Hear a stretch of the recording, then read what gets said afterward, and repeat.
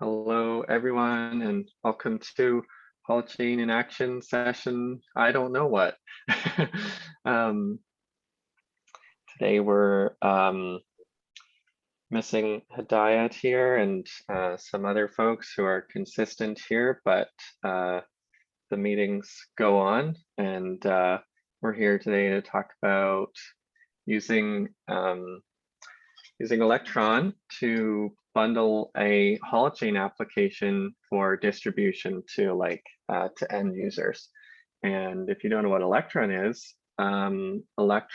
is a cross-platform wrapper that basically wraps the Chrome kit or the Chrome style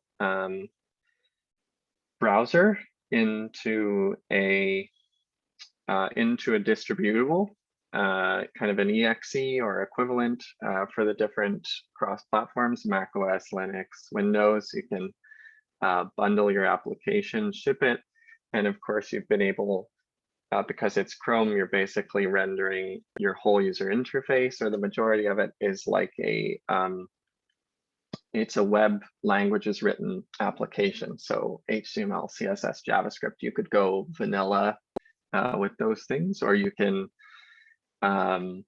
use any of the framework flavors or kind of whatever you want. That's all entirely up to you. The one we're going to talk today is a little bit opinionated, but you could pretty easily rip out that opinionated bit in terms of the web languages and the web framework and replace it with any framework of your choice pretty easily, I think. So yeah, want to start by just launching the Acorn application simply for the purposes of demonstrating what this really looks like in practice. And so in my Mac OS, for example, the Acorn application, everything that's needed to run a holochain application, including the holochain runtime, is included inside of this application. So just to contrast that with like the launcher, the holochain launcher style application distribution, where you launch the launcher and then you kind of run applications within that runs holochain for you. But in the Acorn and the pattern that we're going to look at today, the holochain runtime executes within this application.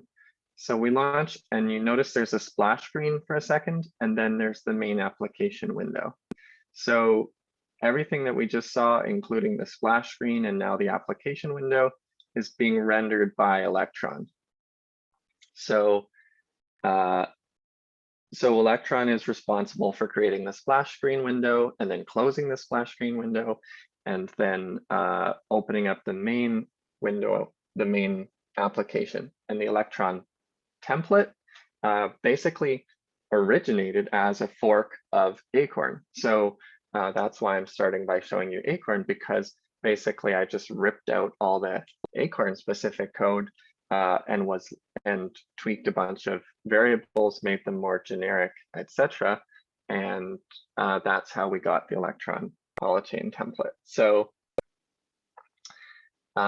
so if that makes sense, the code repository right now is at the Sprillo GitHub organization, Sprillo being the organization that that I and my partner founded, and we work on holochain projects. We work with Lightning Rod Labs and Eric, and in a number of other contexts. So working on holochain applications. And so Sprillo Electron holochain template. Now this template capability is relatively recent feature of GitHub. I think even recently, like when I shared this out, I think it was Damien mentioned that he didn't know this feature even existed in GitHub, and I think a lot of people don't. And so I'm just going to kind of highlight that for a second, because they do some specific things related to a repository being a template on GitHub. So it just labels it as public template. And it also adds this special button here, which we're going to be using today. So that's the very first thing that you do if you want to utilize this pattern that we're going to talk about today and make an application that works like Acorn does and launches from the user's launch bar and runs as a kind of a standalone application like this. So so let's start with that and use this template, and then you're just putting in where do I want the repository to be forked. So let's call it. Think about doing an application that relates to events. HC events. I create repository from template.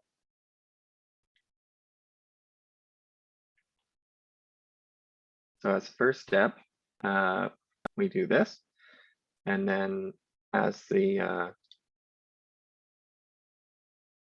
second step, we can clone the repository locally. But before we do that, I can show here for a second. So from here, we see the folder structure, also the README, gives you a combination of on development instructions, but also what to do after you've set up, after you've cloned Electron holochain template. Pause for a second. Any questions, thoughts, interventions right now? Just a general one.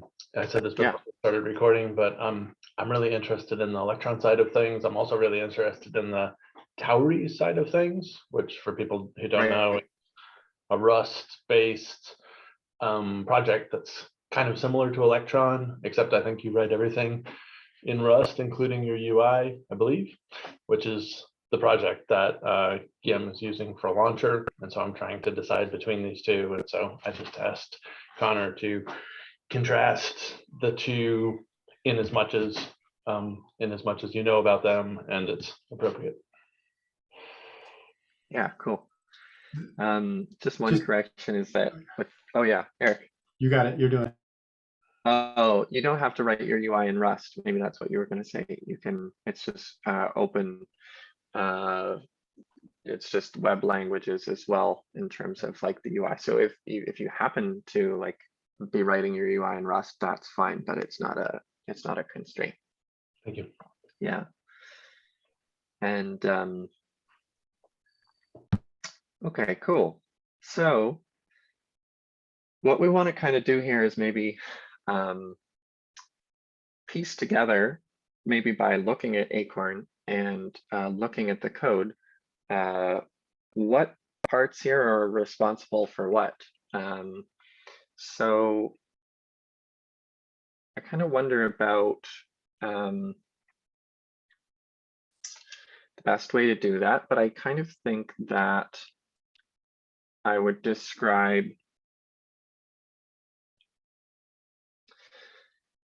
if I quit Acorn, I'll start with this. If I quit Acorn, we should note that holochain, okay, sorry, closing. We should note that holochain is no longer running once I quit Acorn. So holochain starts when Acorn starts and holochain stops when Acorn stops.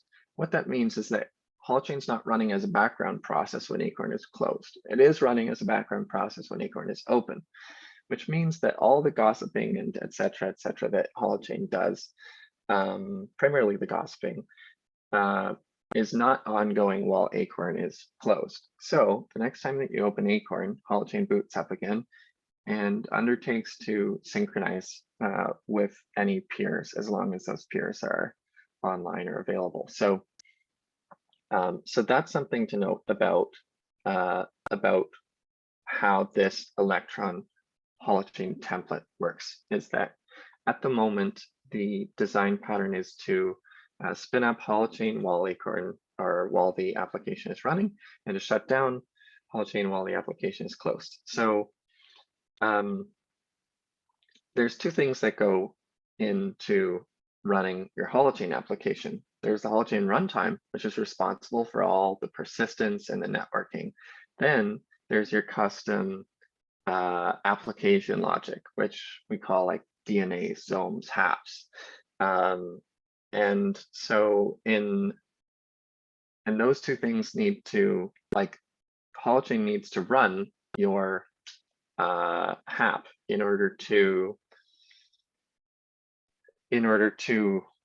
effectively provide the API for your front end application, for the front end of it. So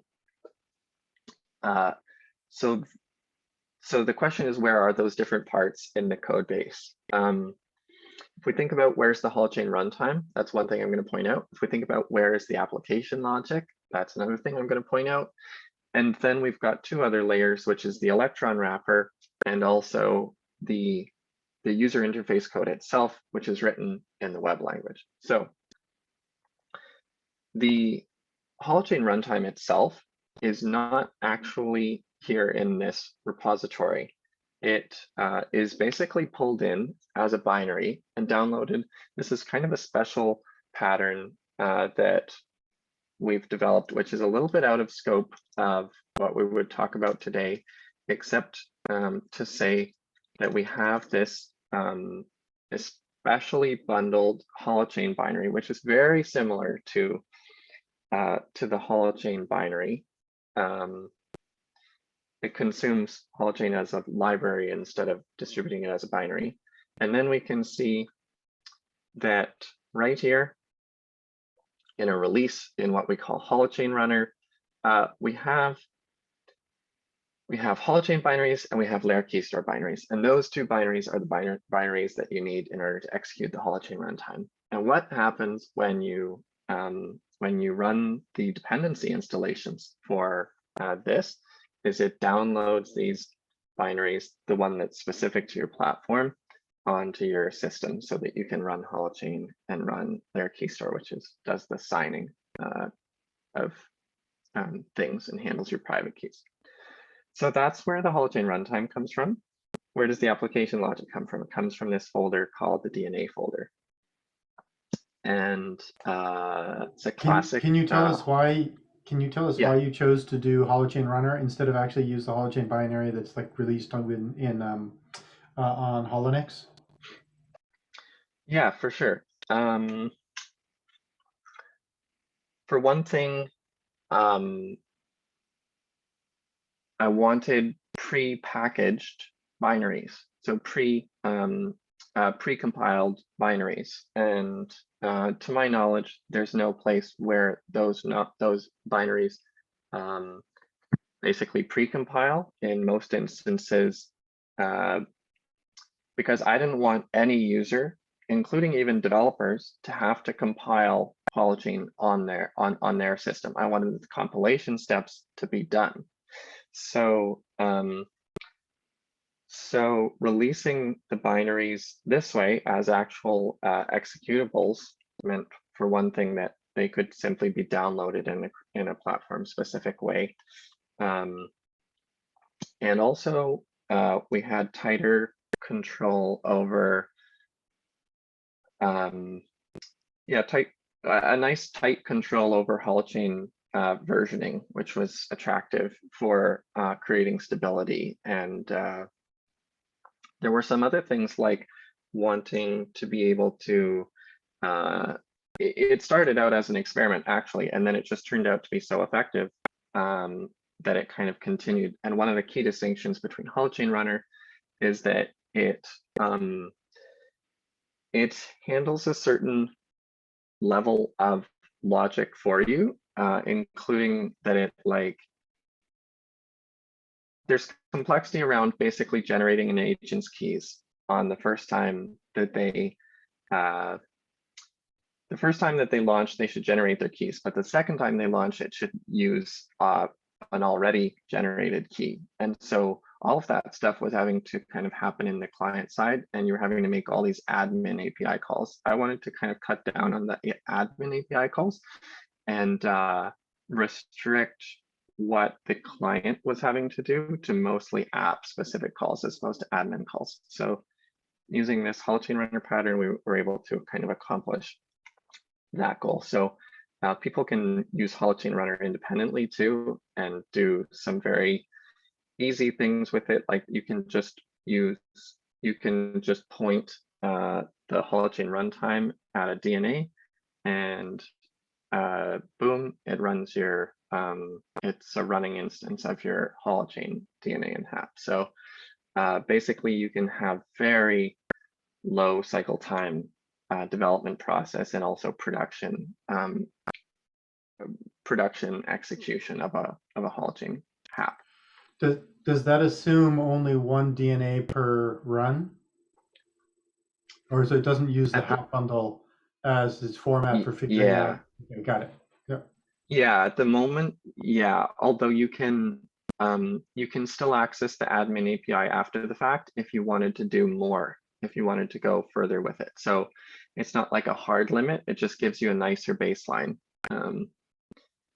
for that. So it just means it's not using the HAP bundle format. It's using it's using the DNA level format. Yeah. Okay, got it. Yeah. And the other thing is that there's no necessity for the existence of a config file which is persisted to your disk. That's another big difference. It doesn't have to, it doesn't rely in any way on there being a config file on disk for the conductor, which is a big difference from the holochain one. It gives you a bunch of good defaults for the conductor, that kind of thing. So it kind of cuts down on overhead in terms of like configuration, sets you up with some good defaults for the proxy, etc. So, okay, cool. So we're here in the DNA folder, which is where your application logic lives. In particular, your zomes, which is a classic, which is just a classic Rust crate, a cargo toml pointing to the holochain development kit, pinned at a specific version that all of this is kind of configured for. So it's meant to be kind of, this is all meant to act relatively stable for developers and then be updated when we have another relatively stable version of holochain. So it kind of, yeah, so right now we're pinned on HDK 115, but it will receive updates as well. So, so it will kind of iterate forward as well. So, okay, let's go back to that for a second. Source code. This is like a absolutely bare bones holochain zone code. Blow it up for a second.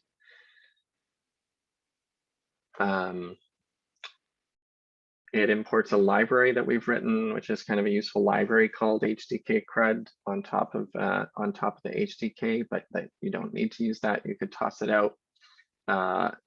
There's a simple zone function called first zone function, which is written into it. Which just like does nothing and returns a value. So we'll call that from the client side when we actually launch this thing. So, okay. I'm gonna clone it now so that we can get kind of through this, and hey, you guys can see my quick question, Connor. Do you know if we can fork templates in GitHub? Fork templates. Do you mean in terms of like contributing to the repository, or like not forking it as in terms of like trying to use the template, but forking the template itself in order to modify it? Yeah. I think so. I mean, you can just clone it, and then it might not be in the UI, but you could always just clone it and then put it into your own repository. It just wouldn't have the GitHub based tracking of the fork. Okay.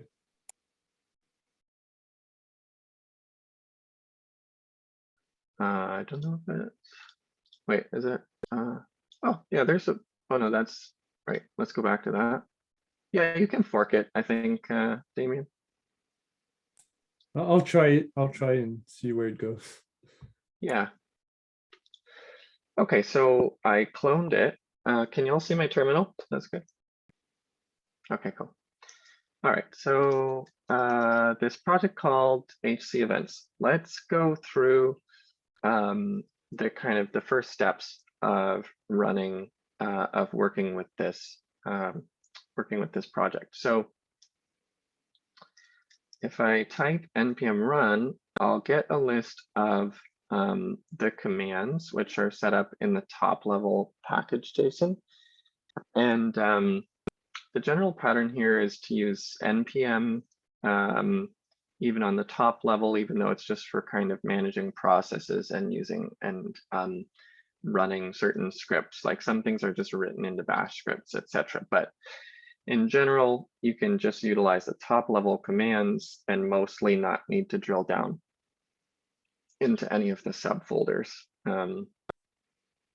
So one of the first ones to run is, well, will I run that? I think I might want to skip over DNA install, but I would want to run that if I was someone else. So I would run install deps, but instead I'll run some of the other commands, excluding npm run DNA install on my particular system.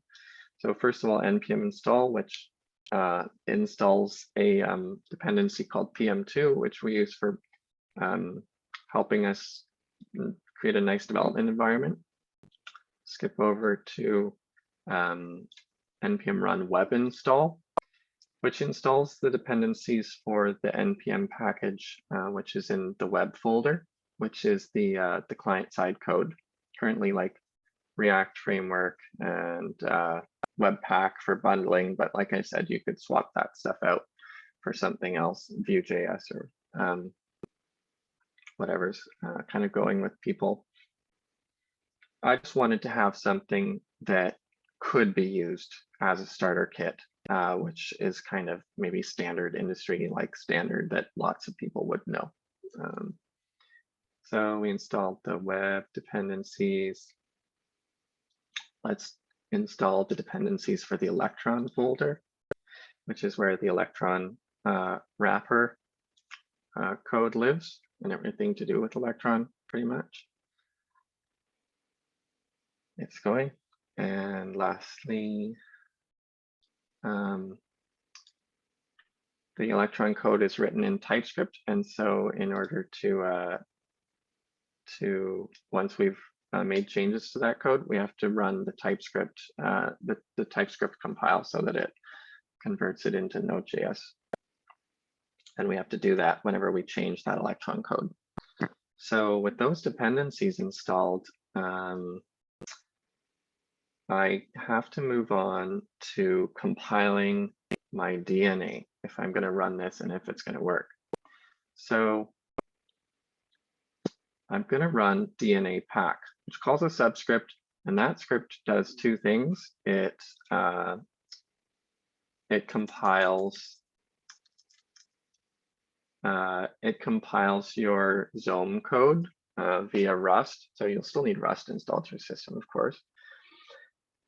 It compiles your Zome code, and then as a secondary thing to that, it calls HCDNA pack, which uses the DNA.yaml file to bundle the WASM code in with the any configuration that you define here in the DNA YAML file. So it does both of those things into one simple step so that you don't, yeah. Question? Would it make sense to have a default.nix file in here so that would match the HDK version so that we could like, you don't have to worry about installing Rust? And yeah, for sure. Yeah, it'd be great. Did I do that, or I don't see one. no, there's not one right now. Okay, great. That's a great idea because that's a great alternative to the kind of vanilla installation of dependencies that I've been kind of favoring. So And add now default.nix. default.nix files are super easy to build. You can just, as long as you get Yeah, the holonix hash and the version correctly, it'll pick whichever version you want. So it can match yeah, your history. yeah. Let's just okay, great. So this is compiling the Zome code. It's almost done. Gets down to the bottom, compiling the HDK. And this is, of course, because we need the HAP code to be compiled in order to run the application and to make the Zome calls. You see it writes this file DNA workdir application.dna. So I just gave it a generic name, application.dna, so that it's kind of generic, and technically you could rename it, but you might not have a reason to. So so that's a combination of the Zome compile step and the HCDNA pack step. And you can just run a npm run DNA pack for it. And then once we're there, we have all the dependencies that we need to go live with development mode. Should be. Let's test my theory.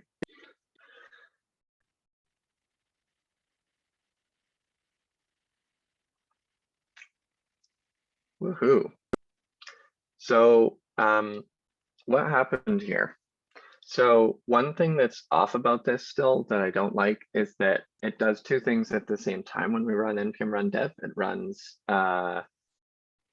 Webpack, which is kind of like doing hot reload stuff for the client side code. And it's not done when Electron launches. So we don't see anything until I do Command R and refresh the screen. I think that's just going to be a little tweak that we can make to improve it. So once it, I'll kind of show it again, not through that mode.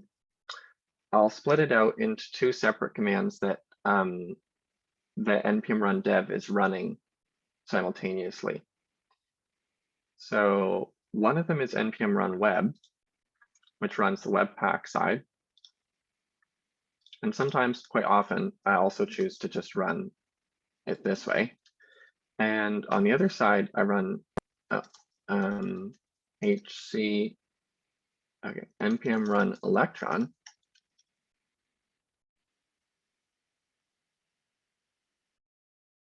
Which launches Electron, and Electron loads my UI. That time you saw the launcher screen, right? And the launcher screen does a little bit of like fancy stuff, like shows you what's the holochain status. So if something goes wrong while you're in the splash screen, you'll actually see what step the holochain runner got caught on. So it happens very quickly, but it's actually useful information that's displayed there in the event that something went wrong. So here it actually did make the Zome call, and remember the number 32 from the Zome function that I showed. This is an actual response from our client-side code calling holochain calling our Zome returning 32, and holochain returning that 32 to the client side. So so basically you've got that basic link between the UI and holochain that you need to really get cracking, like with development, your HAP development, of course what you want to focus on is your client-side code, which is your user interface, and your application specific code, and you don't want to focus on all the stuff that's gone into the background for this template. So I'll open it up for a second while I kind of open up the code so that the code is open and also like can kind of frame up any questions or that kind of thing, or show other aspects of this that people are curious about.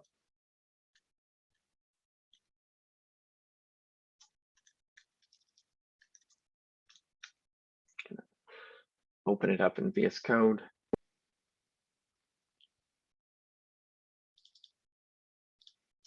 Yeah, does anyone have any questions?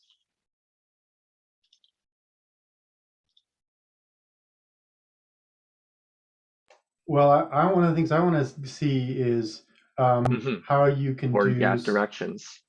how you can do some of the fun stuff that you can't do. Like what you did in Acorn, which is really nice, is you can spin up multiple DNAs in the same from the UI. And so like how you add in menu items and things like that, that'd be really useful for the containment stuff. I don't know if people want to go there, but and maybe we get there afterwards, but I'm a little curious about that.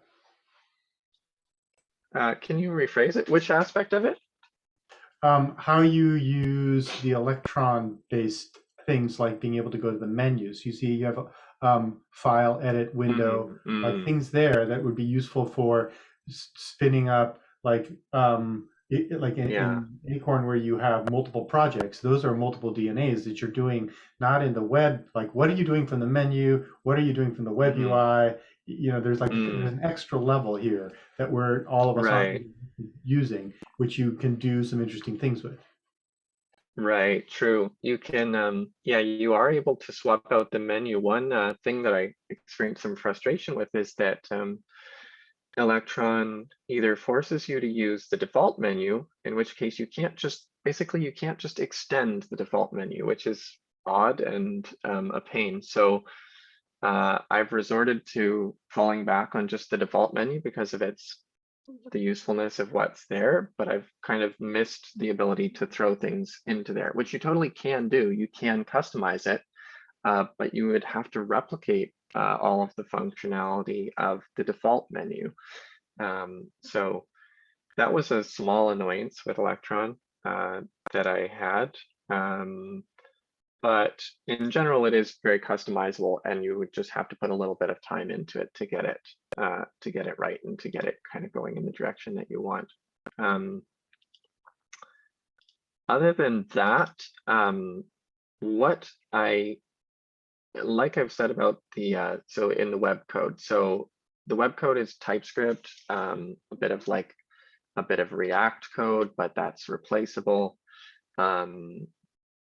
For a project recently, I wrote what I called the simple zone client, partially as an experiment, but partially because, but again, you can just throw this out, but I just wanted a slightly different interface than the one on offer from the app WebSocket that Holochain offers. And so I kind of wrote this out.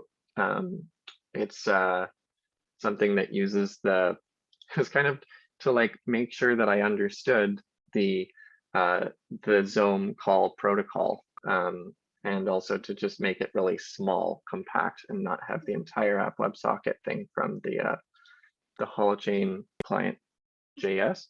But you could easily install the Holochain, I think, like at Holochain. What is it right now? At Holochain/client, right? Yeah. Current version 3.3.0, I think. Oh, kind of pops that up there. Nice. 0.32. Yeah. Yeah. Okay. So yeah. So like, if you want the Holochain client, you put that in here. You go back to your command line, and you would run npm run web install, because you've changed the package JSON of the web folder. So that could be a thing you could do. Otherwise, we can see that with this API, that's very thin. It's very simple to call your Zome. So calling my Zome was simple as calling setup the Zome client, and then doing simple Zome client.call Zome, and this should be the TypeScript input type, and this should be the TypeScript output type. And this is the name of the zone function, which is the same one as defined over here in source lib.rs, this one. So the input type is null and the return type is a number, and the zone function is called the first zone function. And so in index.cs, we see like making this this zone call here with the null input and the first zone function 1. If you wanted to go kind of, yeah, it doesn't matter. Cool. So that's how we do the zone call, and that's how we get the number 32 back. And yeah, if we wanted to do the advanced stuff that Eric's talking about, we could like install the admin API, and we could connect to the admin WebSocket. We could do some of the advanced stuff that Acorn does, like install new DNAs and generate other keys. You have access to the entire holochain-runner. Doesn't change the fact that you have access to the entire admin API interface and also the app API interface. So those things are both still there, still accessible.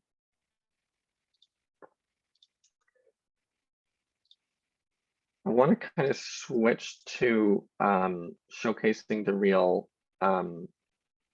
one of the real powers of this, which comes into play when we want to build our application, package it, launch it, etc. So actually, I don't need to run this command directly. I can actually just run npm run build. And npm run build uses a library called Electron builder to package the application. And it takes the necessary steps to package the whole application so that we can just launch it. We have like a distributable, we could upload it, we could send it to someone, and they can run the entire application that we just wrote. And normally this command is going to run on the continuous integration on your server instead of being run locally. So in general, all you want to do is tag your Git repository with a version, push those tags to GitHub, and the CI is automatically going to pick up the tag. It's going to run the continuous integration, and it's going to run this command npm run build, which is going to produce the exes, and it's going to create a release for you, and then it's going to attach those exes, those executables to the release. So for example, let's look at /hbe acorn, where you have something like this.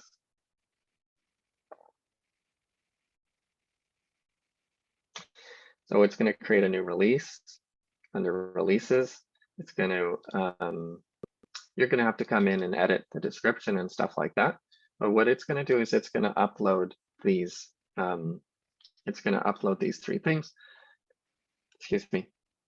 An app image for Linux, a .dng for Mac, and this .exe installer setup for Windows.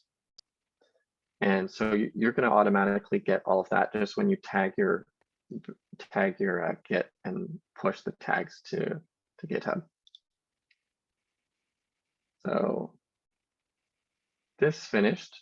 It bundled up our client-side code. It bundled up our Electron.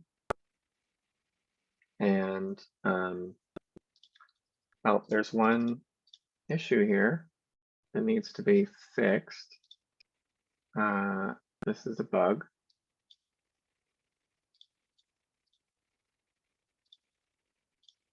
Did it say Electron is in dependencies, but it should be in dev dependencies. Let's just try that again.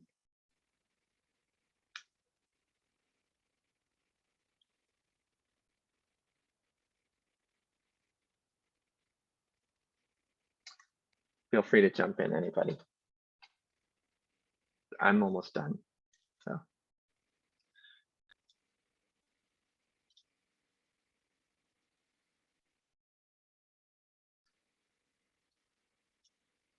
wish I could.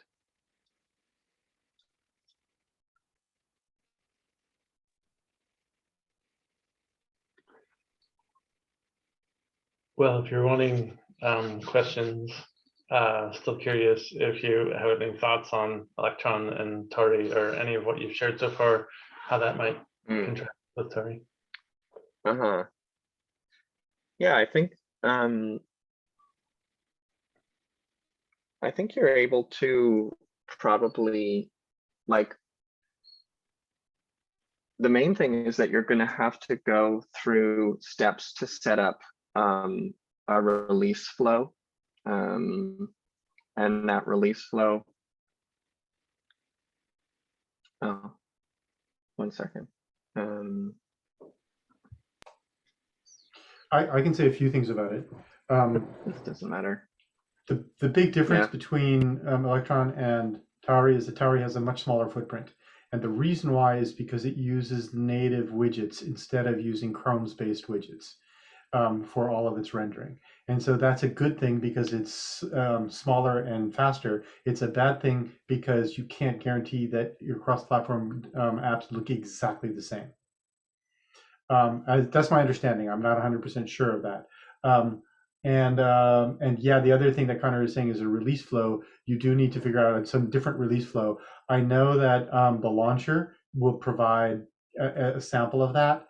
That repo, which is also open source, you can go and look at it to see how he's doing it, because he's got a full release package that's built that does GitHub Actions to build the launcher, which I think does do the thing that you were talking about, Connor, of downloading the current version of holochain and compile from it. And I'm pretty sure that that's actually going to also get bundled in. Yeah, so so I think that you can use that as inspiration. Obviously, it's not this beautiful template that Connor has done, which is really fantastic. But that's those are some things that I know about it. Yeah, that's right.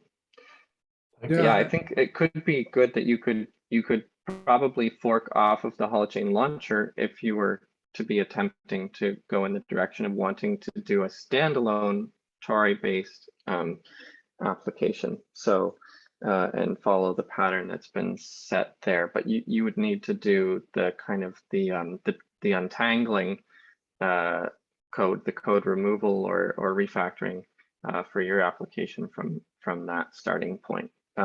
That's already kind of been done for this one, but that would be really cool too. Like it would be sweet if you made the jump first to generic and then from generic to your thing, because that's kind of what I did here, and it'd be great to have another option out there.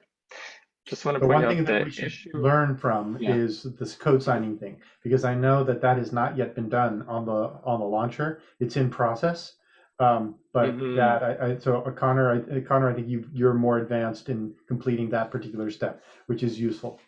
Right. Damien, were you going to say something? Yeah, I also had a bit of experience with Tauri and obviously Electron, and to answer Harlem's question is, the way I see it is like Electron is like more complete because, you know, it has more, it's been here a long time, and you can really do like things that are somewhat complicated easy. Like for example, in SnapMail, I added a system tray for SnapMail that's cross-platform, and that was done in just a couple of lines of code. I don't think it's that easy. I don't know if it's easy to do with Tauri. I don't think so, but I see that the main advantage of Tauri is, like Eric said, is the footprint. So so if that's important, then maybe consider Tauri. Otherwise, the other reason for Tauri would be the promise of having it work on Android, on mobile. And I believe that's one of their goals, but I don't know if it's there yet. Whereas Electron, I believe Electron will never work on an Android, so that could be a reason to switch. Nice, thank you.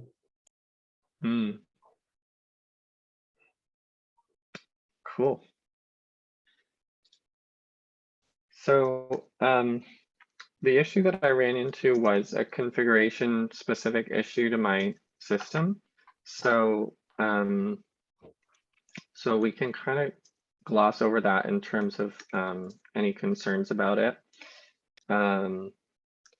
this is move Electron to dev dependencies, and I just want to show you the commands that I would run to basically kick off the continuous integration server, because I don't know people's familiarity with CI systems, but just to kind of show you what that can be like, what the release flow can be like, and how easy you can get there. So let's say that we're tagging the very first version of our app. I just run git tag v0.0.1, and this number that I'm using in the syntax should kind of match a couple numbers defined in the system. One is these numbers over here, these version numbers that are in this GitHub workflows release file. And another one is the Electron package JSON 001 number. And also, not totally necessary, but useful, is the top level 001 version. So kind of like those version numbers, you would increment them to do a new release and then tag it with a number that corresponds to it. And then run git push tags, pushing the tags up to GitHub. And for those not familiar with continuous integration, what that kind of does is it uses this. Let's go to that repository.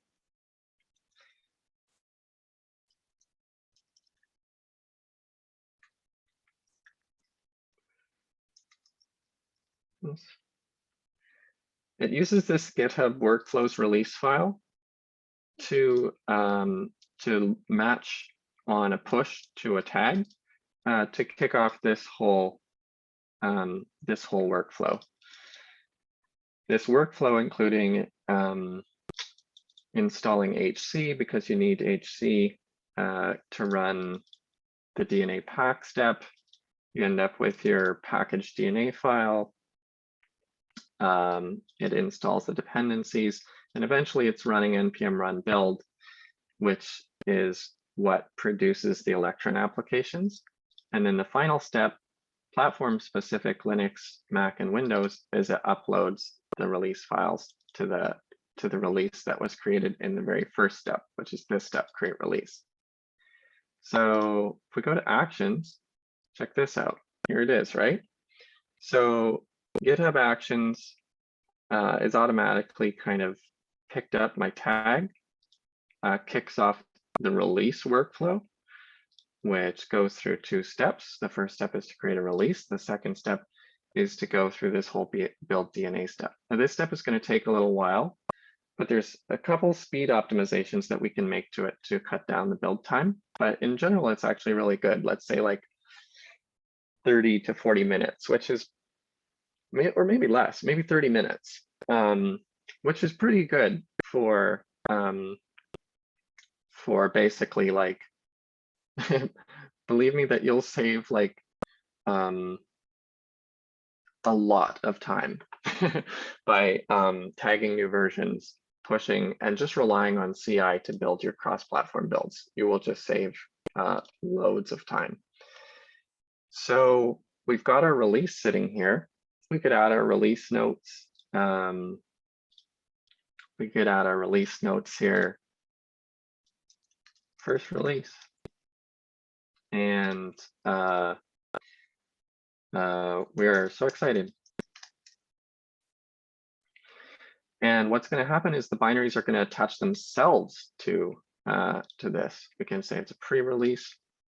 We don't need to attach the binaries. The binaries are coming on their own through the GitHub Actions workflow. So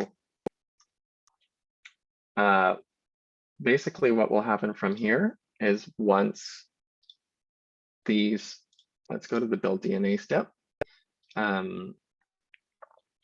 Once the build DNA step completes, and it's got to run on 3 separate systems. It's running on a Windows system, a Mac system, and a Linux system. It's running So those are all going to happen simultaneously.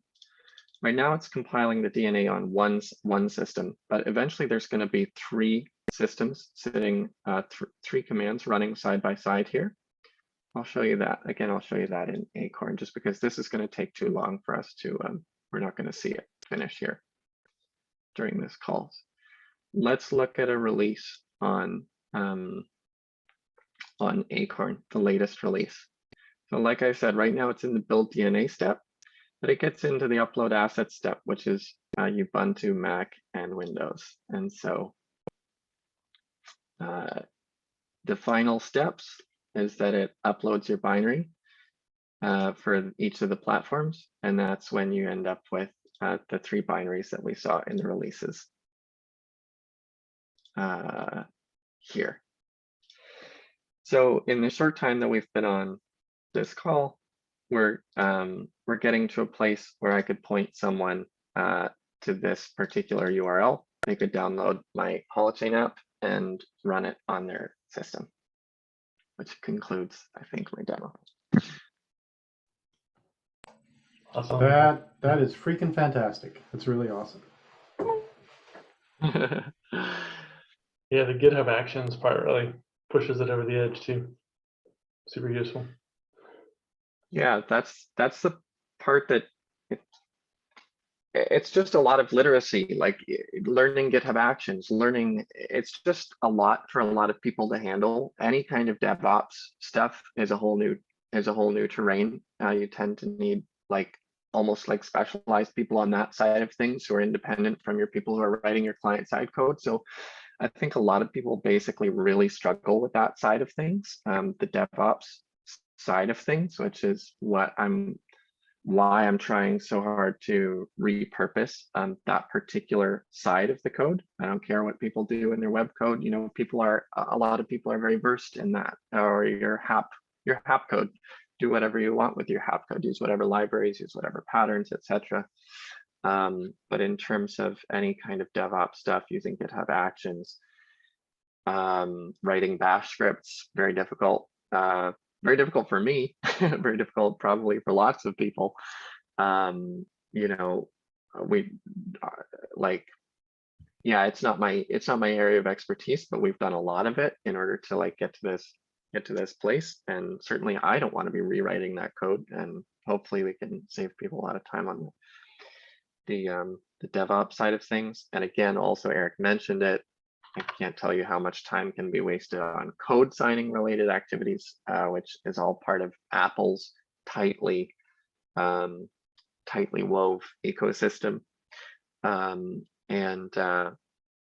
ideally with this setup, you can even get your builds signed, which means that it gets uploaded to Apple's server and sent back down to you. And you don't end up with those unverified developer warnings on your distributables, which I think is important for end user safety, end user trust, etc. If anyone's doing testing right now with Flux or some of the other applications in the ecosystem, Launcher, etc., you'll notice, especially on Mac, that you always have to right-click, open, click bypass the security concerns. And with Acorn, you don't have to do that, and that's because with Acorn we proved out code signing with the Harris Brown Enterprises Apple Developer Certificate. So, yeah, that's another big one.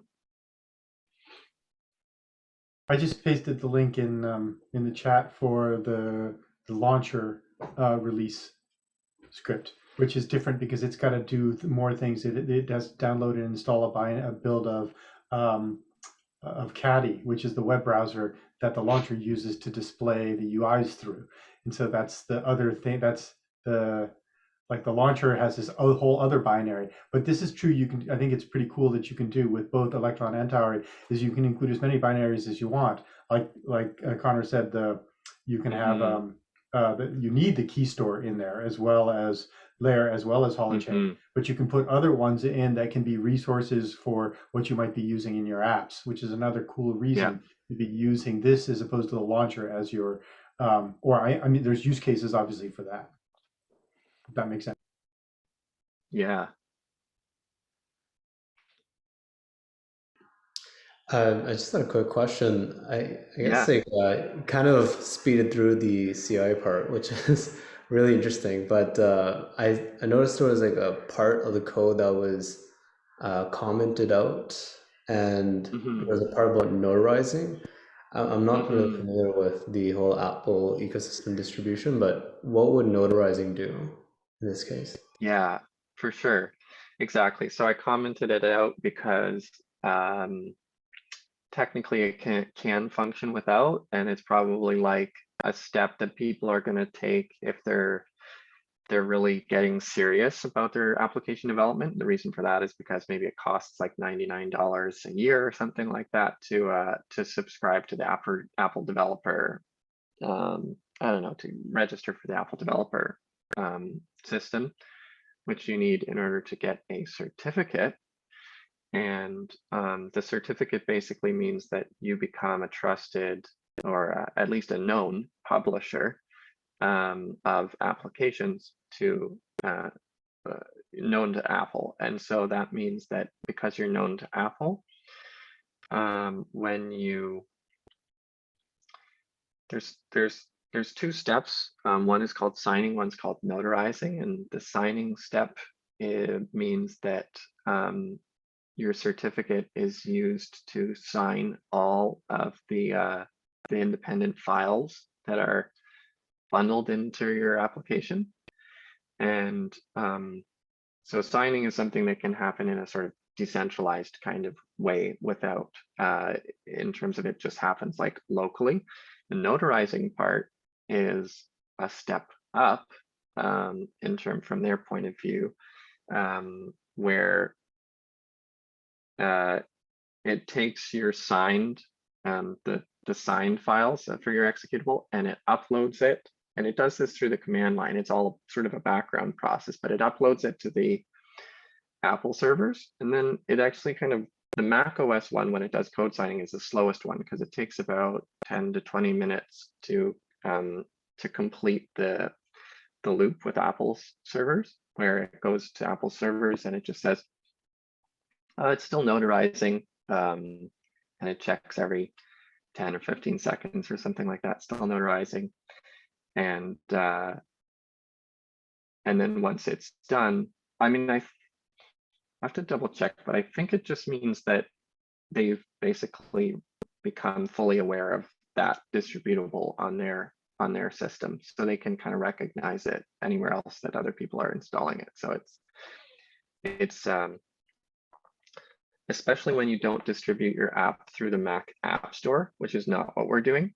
They like to have that level of assurance on the disk images and the .app files that people are running on their Macs.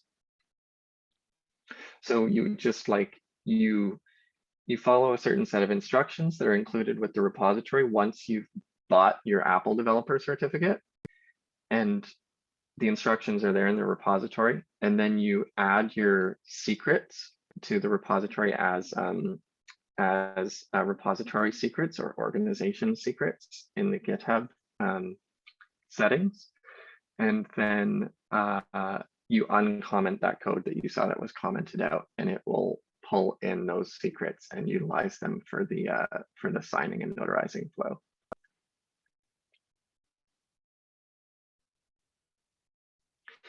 Is that something you kind of like see yourself doing at some point, or it's kind of like just a curiosity and sort of a like just a lot of uncertainty in your mind around that?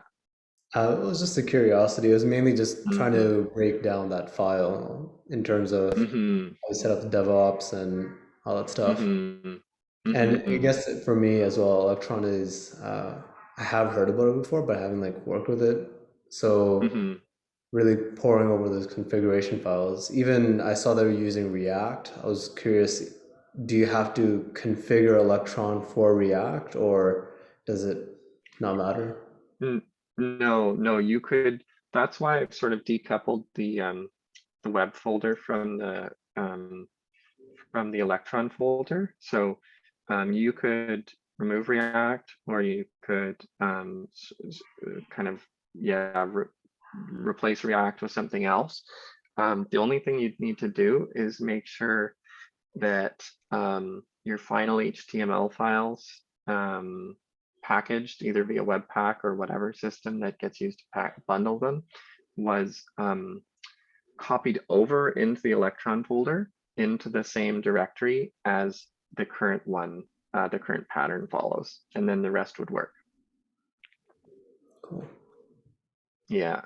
Yes. So it's certainly it starts you with React, but it's not opinionated about React. Yeah. Okay.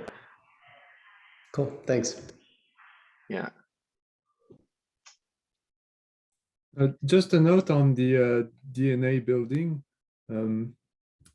What I figured out with SnapMount is it's important to just build it once for all platforms, because if you build the DNA separately for each platform, you're actually going to get a different DNA hash. So the different applications will not be able to talk to each other. And that's because I'm not sure the real reason, but it's about Rust. I think it's like building the WASM binary differently depending on the folder in which you are. So it's kind of, so that's why like the slight difference in compiling your DNA will give a completely different hash. So it's best to just compile it once on one platform, whichever you want, and then use it on for all the different platform binaries. Yeah, us too, we learned that lesson the kind of hard way. So that's why it's broken up into 2 steps. The first step of the workflow file is that it builds the DNA, and it just does that on Ubuntu, but it could have done it on any of them. And then it does something called upload it, which is like it just caches it sort of. And then in the 3 different platforms, it pulls in the cached DNA file. And uses the same one for all 3 platforms so that you have the consistency achieved that you're talking about, Damien, which is critically important, that it's the same WASM hash. So yeah, so that's why the second step, which is the cross-platform step, relies on a first step, which is runs on a single platform and produces an asset that becomes an input to the next 3 platform specific runs. Yeah. One issue I kind of see with this setup, Connor, I don't know what you think, but it's like with holochain-runner, we're downloading holochain on one side and there, and somewhere else in the setup we're downloading HC, the HC tool, and it's not the same process, and they can be out of sync. And I was like thinking, is there a way to have, I don't know if it's holochain-runner, but have it all the executables downloaded in one place so they're all in sync? I would really like us to get to a place where you can pull that from holochain. Like you shouldn't, I mean, I guess, well, the thing is you have extra affordances around the runner, so you want it to be that way. Yeah, I do see the danger there. Like getting that in sync is going to be an issue.